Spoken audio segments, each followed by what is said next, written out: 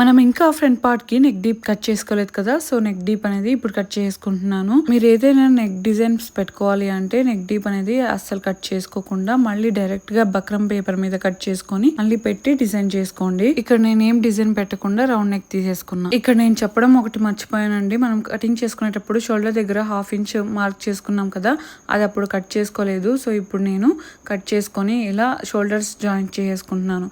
ఇది double stitch వచ్చేలాగా మళ్ళీ ఇలా తిప్పుకొని ఇంకో స్టిచ్ అనేది వేసేసుకోండి. షోల్డర్ జాయిన్ చేసుకున్న తర్వాత ఇలా ఓపెన్ చేసుకుంటే ఇప్పుడు ఒక రౌండ్ అనేది వచ్చింది. సో ఇప్పుడు మనము నెక్ పట్టి వేసుకోవడానికి మిగిలిన క్లాత్ లో 1.5 ఇంచ్ విడుతుండేలాగా ఇలా పీసెస్ గా కట్ చేసుకొని ఒకదానికొకటి జాయింట్ చేసి పెట్టుకోవాలండి. ఇక్కడ మీరు బాగా గమనిస్తే మీకు అర్థమవుతుందండి. ఇక్కడ మనం జాయింట్ చేసుకున్న తర్వాత ఖర్చులన్నీ ఒకే సైడ్ కి రావాలి. సో అలా రావాలి అంటే రైట్ సైడ్ ఒకేలా పెట్టుకొని మనం తీసుకున్న పీసెస్ ని ఎల్ షేప్ వచ్చేలాగా పెట్టుకొని జాయింట్ చేసుకోవాలి. ఇలా జాయింట్ చేసుకున్న తర్వాత ఖర్చులన్నీ ట్రిమ్ చేసుకోవాలండి.